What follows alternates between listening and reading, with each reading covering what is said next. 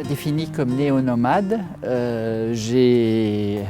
J'aimais pas la tristesse des appartements, surtout une fois que la retraite était arrivée. Alors j'ai acheté un camper et depuis, je vis en tant que nomade. Christa, vous êtes déjà concernée. Comment voyez-vous l'évolution de la retraite? La retraite, c'est une chose à repenser.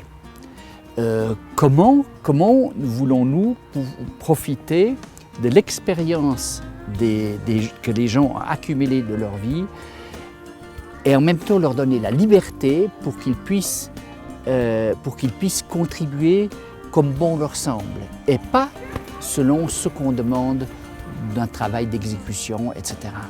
Et que pensez-vous de la contribution féminine pour la société, en politique? Voulons-nous regarder, par exemple, les pays où les femmes sont privées de leurs droits? Si on regarde tous ces pays, ils sont pauvres, sauf ceux qui ont du pétrole. Donc, ceci veut dire, logiquement, que si on veut se passer des femmes en politique et dans l'économie, on doit avoir du pétrole pour compenser cette perte de richesse. Ça serait quand même dommage. Je suis justement une passionnée du « et ». Plutôt que de vouloir trancher pour un pôle, j'aimerais que les confrontations débouchent sur la création de nouvelles organisations. Est-ce que cela a du sens pour vous?